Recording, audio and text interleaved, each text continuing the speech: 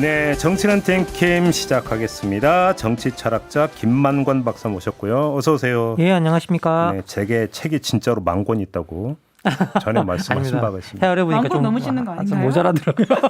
진짜 많아서 될 줄 알았더니 아니더라고요. 그걸 다 세봤어요? 대충 이렇게 포션을 보니까 헤아려 보니까 예. 네, 집에 책이 몇 권 있는지 궁금한 시사인의 김은지 기자 모셨습니다. 어서 오세요. 네, 안녕하세요. 전자책 보고 있습니다.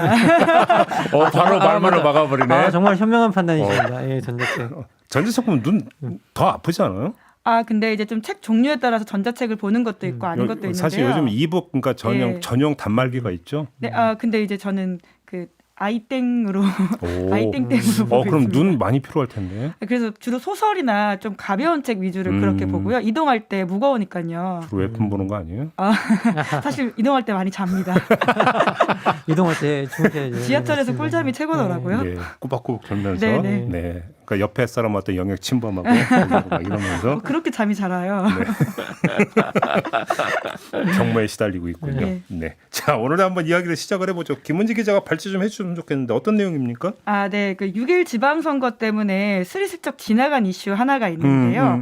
특히 이제 대통령실을 출입하고 있는 기자들 사이에서는 꽤 이슈가 됐었고요. 논란과 비판이 있었던 사안입니다. 바로 아마 많은 분들이 보셨을 텐데 김건희 여사의 대통령 집무실 방문 사진인데요. 네, 이 사진이 여러 장이 올라왔는데 이 사진이 가장 처음 나오게 된 계기가 김 여사의 팬카페가 있거든요. 맞아요. 네, 여기에 사진이 올라왔는데 기자들 입장에서는 여기가 보안구역인데 어떻게 대통령실에서 이 사진을 컨트롤했는지에 대한 질문들을 가장 먼저 했고요. 그러니까 누가 찍었냐, 어떻게 여기 올라가게 됐냐라고 이야기했는데 대통령실이 여기에 대한 이야기를 하면서 말이 바뀌었습니다. 그러니까 진실이 뭐예요, 도대체? 결국은 말한 것이 이제 김 여사가 제공했다라고 하는 것이고요. 그리고는 누가 찍었다라는 거야? 김 여사 관계자 쪽에서 찍은 게 아닌가라는 것이 지금 나오고 있는 이야기인데요. 근데 나중에 또 대통령실은 대통령실 직원이 찍었다고 하지 않았나요? 그렇죠. 나중에. 네. 예. 근데 이제 김 여사 쪽 관계자가 이제 대통령실 직원일 수도 있는 것이고요. 여러 가지 그래요? 부분에서 지금 논란이 되고 있는데 네. 이제 무엇보다도 이 사진 같은 경우에는 보안 지역 같은 경우에는 지금 누구도 사진을 허락 없이 찍을 수가 없거든요. 안 되죠. 예. 기자도 마찬가지고요. 그럼요. 대통령실 직원은 더욱더 그렇습니다. 그러니까. 아예 앱을 깔아서 녹음, 사진 촬영 자체가 안 되게 되어 있는데 이 사진이 도통 따당 하고 나와버리니까. 그러니까 누가 찍었는지도 몰라. 청와대에서 뭔가 공개한 것도 아니야. 예. 청와대 이제 이름을 국민의 집 뭐 용화대는 없더라고요. 네, 5개 후보 중에. 5가지로 지금 올라가 있죠. 그러니까 가장 유력한 게 뭔지는 잘 모르겠습니다. 아무튼 대통령실에서 어떻게 되는 건지 몰라. 그러니까 거기서 공개한 것도 아니야. 도대체 뭐 어떻게 된 건 이야기인 거잖아요. 간단히 이야기라면. 기자들 보고는 보안에 깔려고 하면서. 네, 이제 게다가 이게 도통 이게 어떻게 나온 거냐고 처음에 5월 30일 기자 브리핑에서 기자들이 묻자 대통령실 관계자가 뭐라고까지 이야기했냐면요. 짐작이 안 가세요? 라고 말을 했다라고 합니다. 진짜? 예. 되게 안 가는데 지금. 그러면서 이제 웃으면서 대충 눈치고 넘어가려고 했던 거죠. 이 사진은 누가 올렸는지 그게 모르겠냐. 진짜 더 문제지. 그러니까. 예. 아니 그러니까 대통령실에서 별로 문제의식이 없었다는 얘기잖아요. 그 얘기는. 그렇죠. 본인들이 컨트롤할 수 없는 영역이 어떤 일이다라는 것을 본의 아니게 노출한 게 아닌가라는 생각이 드는데요. 그러고 나서는 이제 대통령실에서는 김 여사의 생활을 컨트롤하지 않는다 이렇게만 이야기하고 넘어갔는데 이게 이제 브리핑을 끝내고 20분 있다가 다시 내려와서는 이 말을 정정합니다. 아니 아크로비스타에서는 관여하면 안 되죠. 대통령실이 관여하면 안 되지. 대통령실이니까 문제인 거죠. 그렇죠. 뭐 말 같지도 않은. 그래서는 이 사진을 김 여사 카메라로 찍은 거다. 그리고 부속실 직원이 찍었고 보안 규정상 특별히 문제가 없다. 이렇게 말을 바꾸게 되었죠. 근데 또 김건희 여사는 카메라를 들고 있었다면서요. 그렇죠. 이제 그게 사진이 두 가지 종류인데요. 하필이면 27일에 찍은 게 있고 그리고는 28일에 찍은 사진. 이거 주말에 찍었다라고 한 사진이 있고 27일에 올라온 찍은 사진이 있는데요. 이제 날짜를 안 공개했는데 옷을 보고 사람들이 안 거죠. 그날이 이제 사전 투표를 했고 그 사전 투표 한 날 대통령 집무실로 바로 아마 이동을 해서 찍은 것으로 앞뒤로 찍은 것으로 보이는데요. 그 사진에는 또 핸드폰을 김 여사가 들고 있습니다. 아무튼 저희도 이제 이걸 이제 몇 차례 전해드리긴 했는데 김은지 기자에게 지금 그 가장 핵심적인 문제의식은 뭐예요? 이 사안에 대해서. 네, 이제 그러니까 이 사안 같은 경우에는 이제 굉장히 여러 가지 말바꾸기라는 지점들도 있고 그리고는 이제 이 과정에서의 일을 매끄럽게 처리하지 못한다는 점에서의 제2부속실 폐기 공약 파기 이런 비판도 있는데요. 경호와 보안 이슈에서 더 나아가서 제가 봤을 때는 이 비선 논란과 맞닿아 있는 지점들이 있다. 비선? 라는 점에서 징후적이다라고 볼 수 웬 있는 비선? 것 같습니다. 혹시 뭐 오빠 얘기하는 거예요? 예, 그렇습니다. 아니 오빠 얘기가 어떻게 된 거예요, 이 얘기? 네, 이제 그게 SBS가 6월 2일 날 보도한 내용인데요. 그러니까 SBS 보도를 제가 그대로 한번 읽어볼게요. 네. 이러지도 저러지도 못하는 상황 속에서 기자들과 김 여사의 가교 역할을 해온 사람이 김 여사의 친오빠다. 김 여사의 친오빠는 적극적이다. 김 여사가 단양 구인사를 방문했을 때 입었던 옷과 가방 정보를 친분 있는 기자들에게 알렸다. 한미 정상회담 기간 김 여사와 바이든 대통령이 나눈 대화를 포함해서 김 여사 일정 관련한 동정을 전하기도 한다. 이번 집무실 사진도 일부 기자들에게 전송해 왔다. 오빠가? 네, 그렇죠. 이제 그렇기 때문에 굉장히 논란이 될 수 있고 더 앞으로도 큰 사건이 될 수 있는 징후적이라는 점에서 좀 이것들을 더 짚고 그리고 비판하고 막아야 된다라는 생각이 들거든요. 아니 잠깐만, 근데 저는 이게 아니 오빠는 뭐 생업에 종사 안 합니까? 네, 지금 이제 나온 보도들에 따르면 코바나 컨텐츠 대표를 지금 김 여사가 사임을 했다라고 하잖아요. 네. 그리고는 이제 비즈한국 보도에 따르면 그 김 여사의 오빠가 대표로 이제 등재됐다라고 합니다. 등기부 등본상. 또 어떤 보도는 폐업했다는 보도도 있던데 그건 아닌가 봐요. 제가 등기부 등본을 좀 떼보고 왔었어야 되는데 그걸 확인을 못해서 그래요? 다음에 말씀드리도록 하겠습니다. 근데 지금 뭐 SBS 보도대로 거의 매니저잖아요, 매니저. 오빠가. 그렇죠. 네. 그러니까 윤석열 대통령한테는 처남이 되는. 네? 이 사람이 그러면 사진도 찍었고 언론이 그러니까 팬카페에 올렸으면 언론도 아니고 뭐라고 해야 되는 겁니까? 아무튼 팬카페에 올린 건 아니고 이제 오빠는 일부 기자들한테 전송을 했다라고 일부 기자들은 하거든요. 그러니까 언론 플레이, 본인과 이제 언론 친분가 플레이도 있는 했고, 사람들. 예. 그럼 언론 플레이죠. 사실. 언론 플레이도 했고. 야, 이거 어떻게 봐야 되는 겁니까? 김만고 박사님 어떻게 보세요? 오빠가 정말로 이랬다라면? 저는 뭐 대통령 가족들 정치에 가까워서 좋을 게 하나도 없다라고 이제 보는 사람이고요. 뭐 그리고 특히 이게 연루되기 시작하면 이게 뭐 처간이 뭐니 다 그런 게 연루되기 시작해서 확장되기 시작하면 정치가 엉망이 되어버리잖아요. 그러니까 웬만하면 멀어지는 게 최선이고. 그리고 사실 우리가 뭐 대통령 뭐 후보나 배우자 뭐 후보들을 뽑을 때 이제 대통령 선출을 할 때도 많은 사람들이 뭐 우리가 대통령 그 부인 영분이 될 사람도 어떤 사람인지를 본다라고 이야기를 하는 부분이 되게 많은데 저는 사실은 많은 사람들이 그 영분이 될 사람이 얼마나 권력에 관여하지 않은 사람일까, 멀리 있을 사람일까 그런 것들을 보고 판단한다고 생각을 하거든요. 그래서 기본적으로는 저는 웬만하면 멀어졌으면 좋겠다. 예, 관여 안 했으면 좋겠다라는 생각이 듭니다. 저는. 근데 지금 이 SS 보도가 사실이라면 두 가지 문제가 지금 여기서 포인트가 나오는데 첫째는 대통령실에서 거짓말했다는 얘기가 되잖아요. 첫째. 내용 파악도 제대로 못하고 있거나 혹은 나중에 이제 뭐 거짓말했거나. 대통령실 직원이 찍었다는 것도 거짓말인 것이 돼버리는 거고. 두 번째, 몇몇 기자들한테 보냈다라면 그 기자들하고 사전에 교류가 있었다고 보는 게 상식이겠죠. 그렇죠. 그러면 김건희 여사의 오빠가 지금 어떤 일을 하고 있는지 어떤 행적을 보이고 있는지 기자들은 알고 있다는 얘기가 되잖아요. 일부 기자들은 그렇다고 일부 하는 기자들은. 거죠. 예. 그런데도 그냥 어떤 정보를 얻기 위해서 그거에 대한 문제제기성 보도는 일치 안 하고 있다는 얘기가 되는 거잖아요. 그냥 받기만 하고 있고. 이게 맞는 얘기입니까? 당연히 이래야 되는 안 맞죠. 겁니까? 네? 아니, 오히려 거기 더 이상하게 꼭 이 얘기하고 언론 얘기가 따라붙어 갖고 좀 뭐하긴 한데 이것도 문제 있는 거잖아요, 사실. 그럼요. 어떤 지금 밀월 관계를 유지하고 있다. 물론 이제 기자한테는 정보원이라는 존재들이 있을 수 있습니다. 하지만 뭐 정보원과의 어떤 정보를 주고받고 그가에서 어떤 정보를 취사 선택해서 더 공적인 가치가 있다라고 했을 때는 그 정보원과의 적절한 관계를 유지할 수도 있는데요. 뭐 불가근 불가원이라고 하니까요.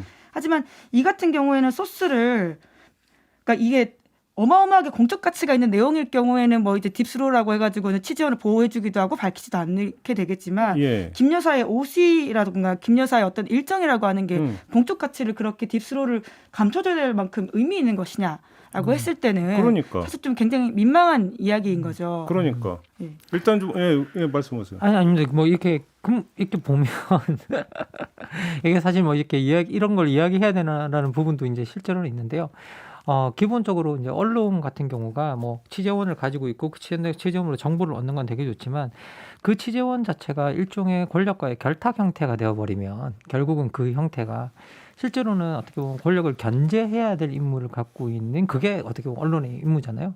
근데 그것과 반대로 움직이게 되어버리는 어떻게 권력을 방조하고 권력이 대충 이게 제한테 되게 중요한 소스라고 생각했을 때 그리고 이게 내 클릭수나 아니면 내 보도 가치나 내가 독점을 뭐 선점을 먼저 한다거나 이런 것들일 때 나한테 유리한 소스라고 생각했을 때 권력과 오히려 더 밀착형이 되어버리는 사건이 될 수 있기 때문에 이런 부분에 대해서는 명확하게 좀 이렇게 언론도 거리를 두고 이런 것들이 왔을 때는 아니 뭐 이렇게 명확하게 좀 확고하게 이게 잘못된 것들을 좀 이야기했으면 좋겠다라는 생각이 듭니다. 예, 이게 되게 조심스러운 부분입니다. 언론 무조건 언론을 비난하는 게 아니라 언론도 이것들을 거리를 확실히 두지 않으면 안 되겠다라는 생각이 좀 듭니다. 저는. 그러니까 아니 이게 뭐 자라보고 논란 가슴이어서 이런 말씀 드리는지 모르겠지만 사실은 국정농단 사태라고 하는 것이 공과 사의 영역의 그 구획선이 무너져 버리면서 시작이 됐던 거잖아요. 그리고 또 이 부분들이 국가적 불행으로 갔기 때문에 그것을 사전에 경계하고 또 감시하는 것들은 언론의 역할일 수가 있는 거잖아요. 저는 이게 되게 중요한 부분이 실제로는 우리가 지금 이제 그 김건희 여사 같은 경우가 어떤 그 권력관을 가지고 있었는가 우리가 그런 것들을 체크해 본다면 우리가 더더욱 좀 조심해야 된다고 생각이 드는데요. 실제로 이제 대통령 후보 시절에 뭐 서울의 그 후보 시절에 이제 그 배우자로서 서울의 소리와 인터뷰를 했을 때도 여기서도 내가 정권 잡으면 무사하지 못할 거라는 식의 이제 발언을 했었고요. 그리고 권력이라는 게 잡으면 뭐 수사기관이 다 알아서 입건하고 수사한다고 이야기하고 그래서 권력이 무섭다라고 이야기를 하면서 실제 권력을 잡는 주체를 어떤 공적 후보자로 나선 남편도 아닌 자신으로 표현한 전력이 있고 게다가 조국 전 장관이나 정경심 교수가 좀 가만히 있었으면 우리가 구속 안 하려고 했다라는 식으로 이야기를 한 적도 있었거든요. 이건 법이 아니라 감정에 따라서 법 적용을 한다는 인식도 드러났었고 그리고 어떻게 보면 뭐라고 해야 될까요? 법 자체가 뭐 어떻게 보면 되게 중요한 원칙에 따라 움직이는 것들이나 증거에 따라 적용되는 것들이 아니라 자기들이 그냥 그냥 대충 판단을 가지고 이제 할 수 있다라는 식의 이야기를 했기 때문에 기본적으로 권력과 법에 대한 인식 자체는 그다지 훌륭하지 않았던 편이었거든요.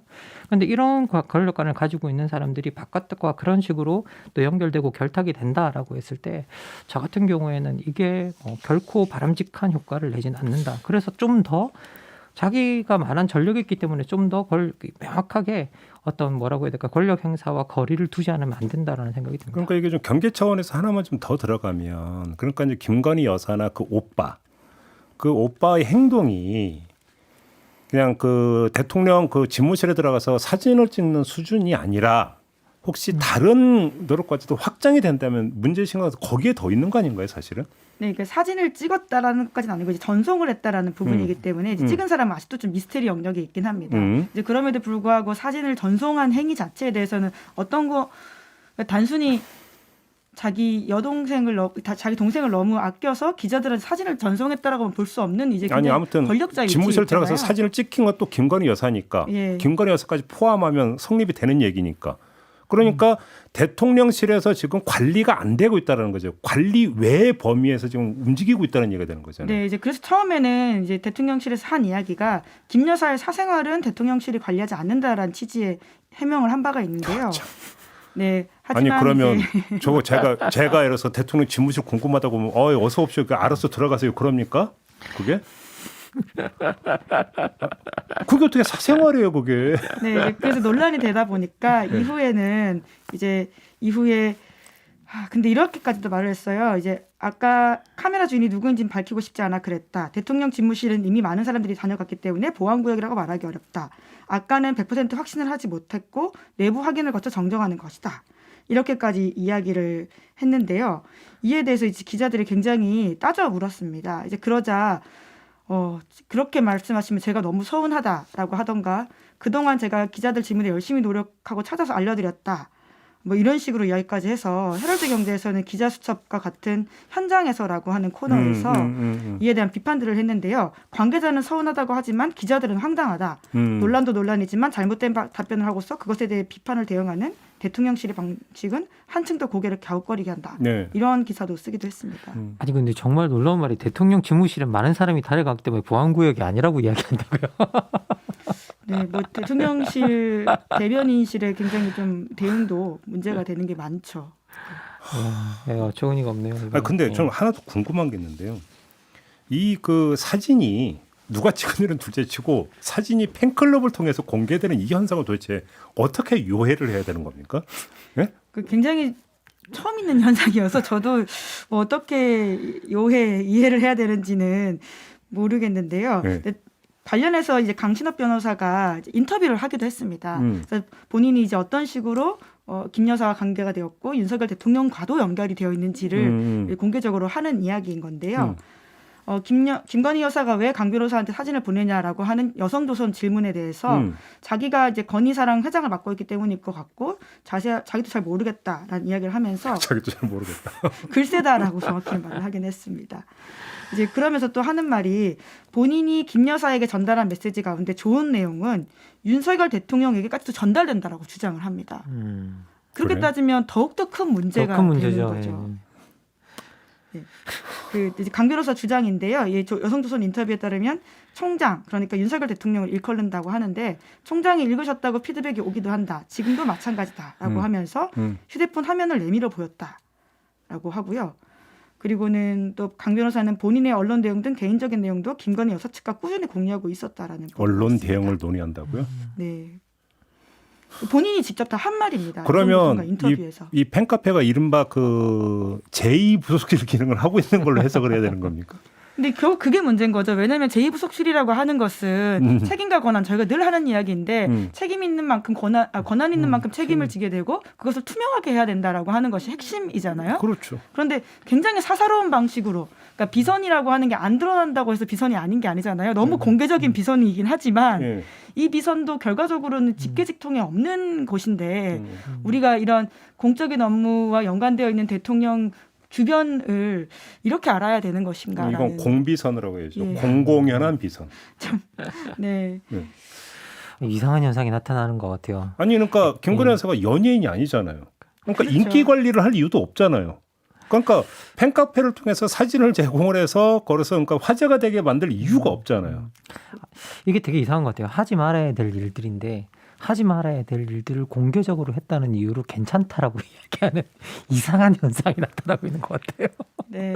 이건 뭐라고 설명할 수도 없고 이게 뭐라고 이야기를 하면 아니 우리 뭐 공개한 거 아니냐 우리 뭐 이게 뭐 다 공개돼 있는데 뭐가 문제냐라고 이야기하니까 아 이게 참 황당한 일이 벌어지고 있습니다. 지금 아니, 정치 그래서 집중이. 저도 이제 본방에서 그런 말씀을 드린 적이 있는데 이럴 바에는 그냥 그 영부인이라고 그러니까 불러드릴 테니까 영부인 하니까 하시고 제2부속실 만들고 그다음에 공개적으로 그러니까 정확히 그 개통 따라 그러니까 움직이는 게 더 맞는 거 아닌가요? 그렇게 해야 되는 거 아닌가요? 지금 결과적으로는 대통령실이 그렇게 움직이고 있는 모습인데요. 네. 하지만 윤석열 대통령이 작년에 이제 선거 캠페인을 하면서 본인의 공약으로서 청와대 제2부속실을 폐지하겠다라고 이야기한 바가 있습니다. 영부인 호칭도 안 쓴다고 했죠. 그건 이제 김건희 여사가 인터뷰에서 한 말인 것 같고요. 대통령 부인은 그냥 가족에 불과하다. 대통령 배우자라는 법외적인 지위를 관행화시키는 것이 맞지 않다. 이렇게 윤석열 당시 대통령 후보가 말을 하면서 나름의 큰 호응을 얻은 바가 있습니다.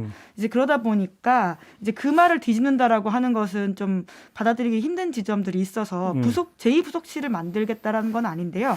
결과적으로는 제2부속실 역할을 하는 사람들은 붙이겠다라고 하는 것이 지금의 좀 변화된 입장입니다. 그렇죠. 대통령실에서 그 입장을 내놨죠. 네. 아니 뭐 이름만 다르지 결국은 그 사람들이 있고 관리하는 사람들이 있는데 이걸 뭐 이거 뭐 진짜 이게 눈 가리고 하는 셈인 것 같은데 이게 좀 전 좀 이해가 잘 안 가고요. 사실 이게 우리가 그 뭐 대통령 배우자들이 뭐 어떻게 해야 되는가에 대해서는 여러 가지 그 역할이 무엇인가에 대해서는 좀 국가마다 맥락도 다르고. 아, 저 그거 좀 정리 좀 해주세요. 예. 어떻게 되는 거예요? 아니 뭐 이제 기본적으로 우리가 미국 같은 경우에는 퍼스트 레이드들이 좀 적극적으로 움직인다거나 뭐 우리가 이제 뭐 우리 독일 같은 경우를 보면 대표적으로 그 메르켈, 예, 갑자기 메르켈이 이렇게 하게 돼.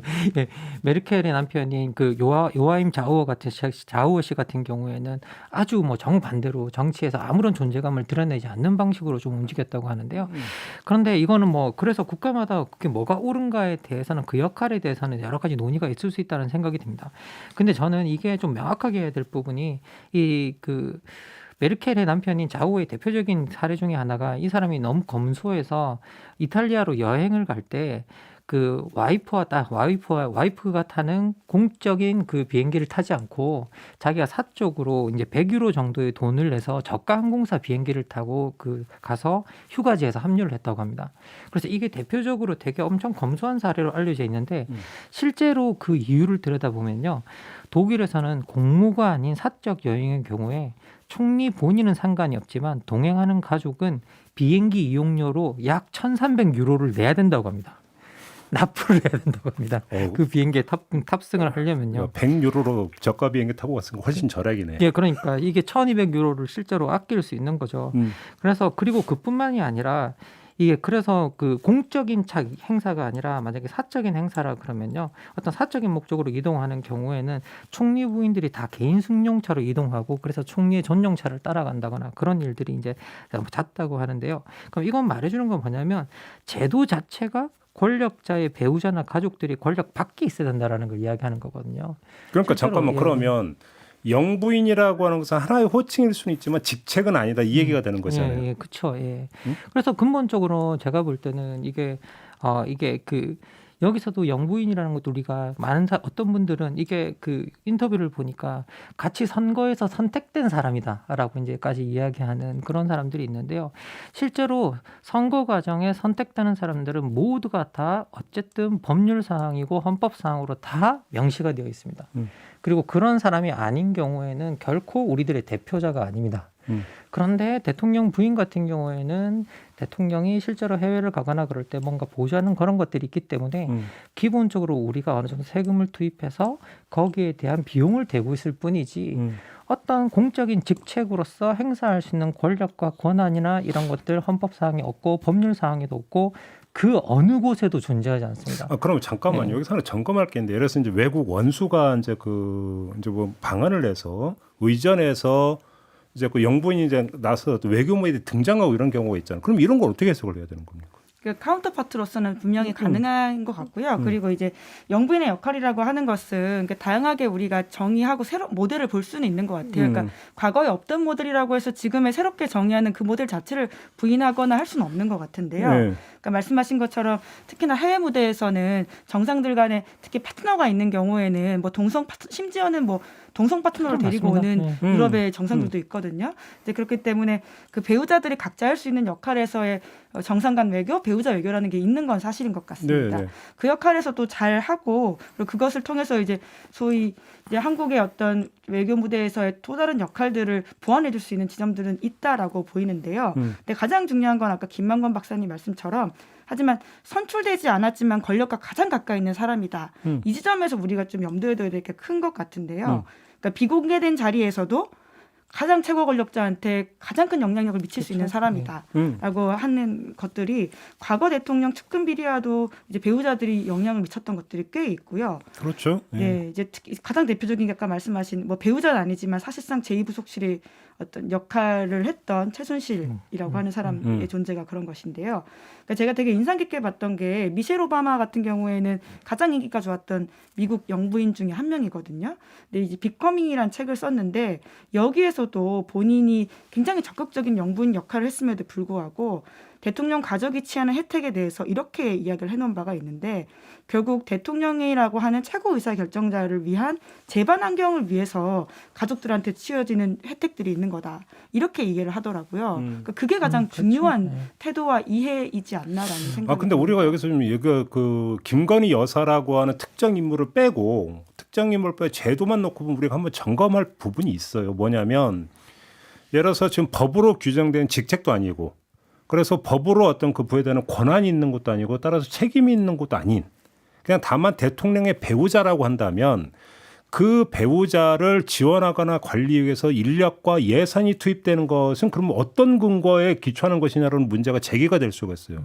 그렇게 놓고 본다면 이전에 관행적으로 그 대통령 배우자를 지원 관리 위하기엔 제2부속실의 인력과 예산이 투입이 됐잖아요. 그렇죠. 그러면 그거는 근거가 있는 것이냐는 또 문제가 제기가 될 수 있어요. 그러니까 부속실 원칙적으로 자체에 대한 따지면? 이제 법적인 근거는 있기 때문에 네. 이제 그 안에서 어떻게 하는지 그리고는 이제 제2부속실과 관련되어 있는 것은 박정희 대통령 때부터 이제 만들어져가지고 왔다고 하던데요. 박근혜 당시 영예를 보좌하는 자리로서 법적인 부속실에 아니, 대한 근거로서 진행된 그러니까 예를 들어서 거죠. 청와대 직제나 이런 데 있겠죠. 예. 있는데 그러니까 제가 얘기하는 것은 그게 아니라 그 직제에 있는가 없는가를 떠나서 아무런 직책과 역할이 없는 사람을 상대로 하는 어떤 지원 부서가 있는 게 맞느냐라고 원칙적인 지금 질문이거든요.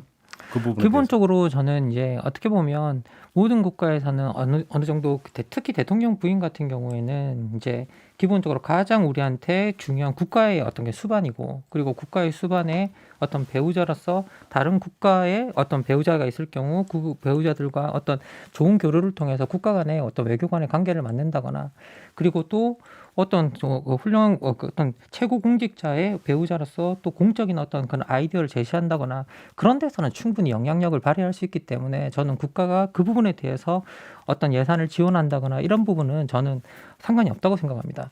하지만 그런 것들이 공공선이나 공공가치를 만드는 것들이 아니라 어떤 권력 행사거나, 그리고 그 권력 행사에 있어서의 그것들이 사적인 부분으로 향하는 부분이 있다고 한다면 그건 명백하게 제한이 되어야 되는 부분이고요. 그리고 그런 것들을 못하게 만들려고 기본적으로 많은 제도들이 세팅이 되어 있고, 그리고 그런 것들의 영향력 자체는 역사적으로 계속 증명이 되어 왔었고, 그리고 역사적으로 보면 국가마다 그래서 지원할 수 있는 것과 지원할 수 없는 것들, 그리고 더 이상 행사하지 말아야 될 것과 행사해야 될 것들을 지속적으로 구분해 왔다고 생각합니다. 그래서 그런 어떤 그런 관행이나 우리가 해왔던 그런 것들을 따라서라도 그 명백하게 구분할 수 있는 지점이 없다고는 할 수는 없는 부분이라서요. 기본적으로 우리가 관행에 따라서 지원할 수 있는 부분이라고 인정해 왔던 것들은 지원하고, 하지만 그 활동을 한다고 해서 정치 영역에 들어와서 다른 권력을 행사한다거나 다른 영향을 미칠 수 있는 부분이 있다면 그건 단호하게 쳐내야 된다는 생각입니다. 아니 그러니까 이제 그 부분은 좀 이따 이제 우리가 현실 영역에서 지금 이게 어떻게 이제 문제가 왜곡되고 여러 가지 문제를 발생시킬 수 있는가는 좀 이따 이제 더 집중적으로 이야기를 할 텐데, 제가 이제 지금 제기했던 문제는 원칙적인 얘기거든요. 아주 원칙적인 부분에 있어서. 자, 그러면 예를 들어서 그러니까 그 외교나 이런 데서도 어떤 대통령 배우자에서 그러니까 외교적 지원이 있는 부분, 예산도 투입이 되는 부분이 있잖아요. 그러면 이것이 그러니까 저는 애매모호한 부분이 좀 두 분의 말씀을 듣다 보니까 있다. 두 분의 말씀을 듣다 보니까 대통령 배우자라고 하는 것이 어떤 지위와 직책과 역할이라고 하는 것들이 없는 상태라고 한다면, 그러면 거기서 고유한 지원과 관리 업무라는 게 무엇이냐. 그래서 왜 거기에 국가 세금이 들어가야 되느냐는 문제가 제기가 될 수 있는 거고, 또 한편으로 현실적으로 그런데 이게 안 돼 버리면 지금 같은 이런 문제가 발생하니까 해야 되는 게 맞는 거 아니냐라는 또 현실 논리가 작동이 되는 부분에서 뭔가 섞여 있다라는 거예요. 제가 지금 드리고 싶은 말씀은. 그러니까 관행적으로 해왔기 때문에 그러니까 지금에 와서 하지 않는 것은 또 이상한 일일 수 있다라는 김만권 박사님 말에 동의를 하고요. 근데 아까 이제 진행자까지 지적하신 부분들 법적으로 정의되어 있지 않다라는 지점에 대해서 미비한 것들은 이번 기회에 한번 우리가 정비할 필요는 있다고 봅니다. 그러니까 왜냐하면 역할은 필요하거든요. 바로 그 점 제가 얘기하는 게 바로 김건희 여사라고는 특정인을 빼고 놓고 보면 이건 한번 좀 정비가 필요한 부분이 아니냐 이게. 그러니까 요 말씀을 좀 드리고자 하는 부분이고, 그 다음에 이제 두 번째로 넘어가야 되는 부분이 지금 이야기했던 이것이 현실에서 작동을 할 때 나타낼 수 있는 잘못된 부분들. 근데 저는 일단 이거부터 한번 여쭤보고 싶은 게, 이전에 볼 수 없는 지금 경험을 국민들이 하고 있잖아요. 그러면 이게 혹시 선거 과정이나 그 전 단계에서 나왔던 뭐 허위 경력 의혹부터 수많은 부분들, 따라서 대통령 배우자로서 공개 무대에 뭔가 서기가 뭔가 약간 껄쩍지근하고, 그래서 우회로를 택하다 보니까 지금 이런 현상이 나타나는 건지, 일단 이거부터 진단이 필요한 것 같은데 어떻게 보십니까? 저는 그게 우회로를 택할 수 있는 일인지도 모르겠고요. 그리고 지금 현재 털어야 될 법적인 문제들이 상당히 많지 않습니까? 학력 위조라든지 논문 표절이라든지 그리고 뭐 주가 조작이라든지 그런 부분에 대해서 털어야 될 부분이 상당히 많은 상태인데, 그런 상황이라면 더더욱 더 정치 전면이나 그런 쪽으로 나서지 않고 그 최대한 자중하는 게 제일 좋은 방법이 아닌가라고 저는 생각이 드는데요. 심플합니다. 예. 김은지 기자도 동의하세요? 네, 사실 저는 김건희 여사도 여사인데요. 이제 김건희 여사에 관련된 동정을 보도하는 언론에 대해서 사실은 좀 하고 싶은 말들이 있는데, 그러니까 김 여사 스스로 조용한 내조, 그러니까 사실 그 컨셉도 요즘 시대에는 맞지 않는 지점이 전 좀 있다고 생각을 하는데요. 본인이 뭐 이미 일을 하고 있는 사람이다. 워킹은 아니고 마음은 아니시군요. 죄송합니다. 그 자기가 일을 하고 있는 지점이 있기 때문에 조용한 내조라고 하는 컨셉도 사실 이게 시대에 맞느냐라는 생각을 하고 있긴 한데요. 이제 그와 별건으로 김 여사가 주장하는 조용한 내조와는 별건으로 보도되는 양상들은 전혀 조용하지가 않잖아요. 그러니까 특히나 그러니까 김 여사가 하고 있는 공적인 행태, 뭐 어떤 봉사활동이라든지 의미 있는 것들이 아니라 어떤 옷을 입었냐라고 주로 논란이 되고 있는 혹은 뭐 아주 호들갑스럽게 보도되고 있는 양상이라고 하는 게 과연 그것이 얼마나 의미가 있느냐. 정말 그 어뷰징과 클릭수만 가는 게 아니냐. 심지어 뭐 그것 때문이죠. 뭐 예, 아주경제 같은 경우에는 이주의 김건희라고 하는 코너가 있더라고요. 고정 코너가 있어요? 예, 저도 이번에 이 코너를 준비하면서 찾아봤는데 그러니까 그만큼 화제성이 있고 클릭수를 유발할 수 있는 존재인 건 맞는 것 같은데요. 근데 김건희 여사를 한국 언론이 소위 보도하거나 소비하는 양식이 그게 맞느냐라는 것도 굉장히 나쁜 방향으로 끌고 가고 있다라는 생각을 하게 됩니다. 김 여사에게도 좋지 않은 방향이거든요. 그것은요. 그러니까요. 얘기를 하다 보니까 사실은 여러 가지로 좀 점검할 부분이 있어요. 김건희 여사라고 하는, 그러니까 물론 이제 그게 계기가 돼서 지금 이 모든 이야기가 쏟아지고는 있지만 꼭 그게 아니라도 우리가 이제 그동안 가져왔던 대통령 배우자에 대한 어떤 고정관념이 있잖아요. 고정관념과 김건희 여사를 빼더라도 예를 들어서 질 바이든 여사가 보여주는 모습이라든지 조금 전에 김만권 박사가 했던 메르켈 전 총리의 어떤 그 남편이 보여주는 모습 속에 우리의 고정관념은 일정 거리가 있는 지금 모습이잖아요. 그러면 뭐가 지금 그 잘못되어 있는 고정관념이고 뭐가 좀 제도적으로 미비하고 뭘 어떻게 정립을 해야 될 것인가라는 것도 사실은 우리에게 던져진 숙제인데 여기 이제 불을 지른 게 김건희 여사의 행적이 이제 더 불을 지른 거잖아요.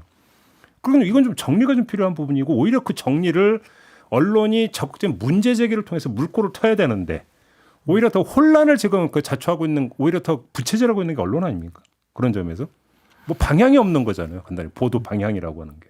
예, 아까 말씀하신 것처럼 사실 이제 어뷰징과 클릭수가 그렇죠. 방향이지 않나 생각을 하게 만드는 보도들이 정말 많습니다. 예. 뭐 그 부분에 대해서는 제가 하도 이제 그 김은지 기자님 앞에 앉혀놓고 언론이 문제 있다는 이야기를 너무 많이 해가지고 더 이상하게 이렇게 하는 게 되더라고요. 좀 이상하고요. 네, 네. 우리는 또 언중유기라는 다른 코너가 있는데도 불구하고. 네. 왜냐하면 저희도 언중유기로 이 문제 여러 번 다뤘어요, 사실.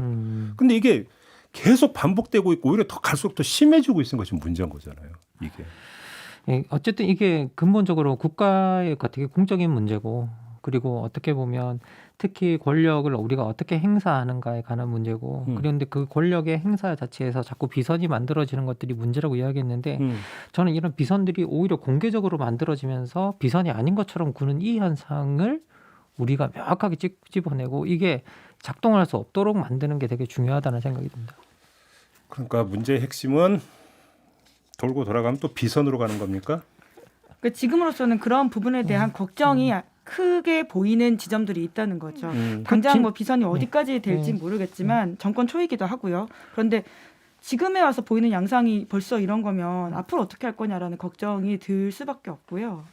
예, 명확하게 또 이제 김은지 기자님이 발제해서 이야기해 주셨지만 비선의 실체가 오빠와 팬클럽 회장이라는 거 이게 상당히 큰 문제라는 생각이 듭니다. 저는. 예. 그리고 만에 하나라도 이제 뭐 하지만 만약에 그 김건희 여사가 윤석열 대통령과의 대화나 이런 과정에서 국정에 일정하게 뭐라고 해야 될까요? 관여한다든지 이런 게 또 영향을 미친다라면 그거는 사선이잖아요. 엄밀하게.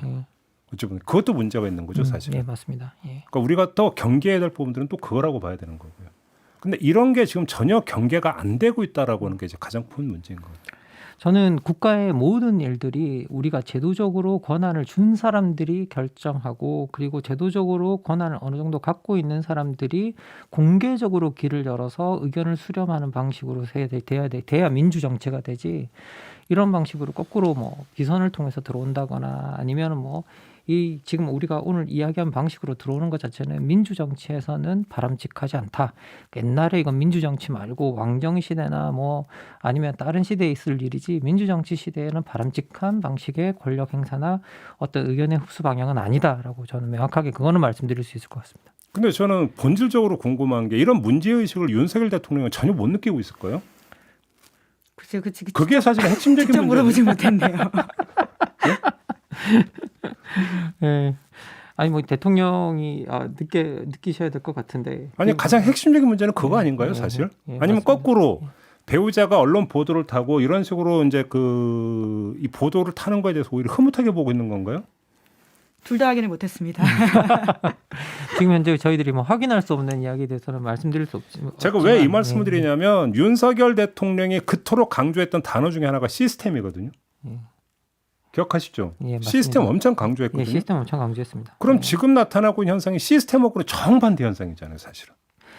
그 부분 지금까지 사실 오늘 저희들이 35분 정도 이야기했는데 이게 다 시스템으로 움직이는 게 아니라는 게 문제라는 이야기를 사실 했던 거였고요. 그러니까요. 그러니까 본인이 강조한 방향과 정반대 방향으로 움직이고 있다라는 사실 자체를 자신이 자각할 필요는 분명히 있다라고 우리가 이야기를 할 수 있죠. 그래서 드린 거예요. 윤석열 대통령이 열심히 어떻게 그러니까 문제의식을 못 느끼고 있는지가 궁금한 게 그래서 드린 거죠. 시스템이라는 게 무슨 사법체계, 사정체계만 갖고 얘기하는 게 아니잖아요. 국정 시스템 전반을 갖고 이야기를 해야 되는 거잖아요. 그러니까 우선 당장 나온 진단 같은 경우에는 아까도 말씀드린 것처럼 부속실 소속 직원 일부를 김 여사가 공식 활동을 할 때에만 업무를 맡게 한다라는 것으로 조정됐다라는 거죠. 담당만 하는 건 아니고 기존 업무 하다가 필요할 때만 공식 투입한다. 활동을 할 때만? 예. 그러면 대통령 집무실 간 건 공식 활동이었나요? 그러니까 지금 그런 문제점들이 있으니까 이제 와서 나오는 이제 해법들이라고 하는 게 그렇다라고 말씀드리겠습니다. 그러니까요. 그러니까 그럴수록 단순한 게 최고인 것 같아요. 그렇죠? 예, 단순한 맞습니다. 게. 예. 괜히 애둘러가고 그러니까 하려고 하다가 결국은 여기저기서 이제 문제가 발생하고 모순되고 그래서 좌충우돌되어 버리는 이런 거의 현상을 빚는 거 아닐까 싶은 생각이 좀 들더라고요. 원칙과 시스템을 정말로 정비할 때다. 요 말씀을 드리면서 또 정치는 팀김 마무리하도록 하겠습니다. 두 분 못다한 말씀이 있는 건 아니시죠? 네. 마무리하겠습니다. 김은지 기자, 김만권 박사 수고하셨고요. 저도 함께 물러가겠습니다. 고맙습니다. 감사합니다. 감사합니다.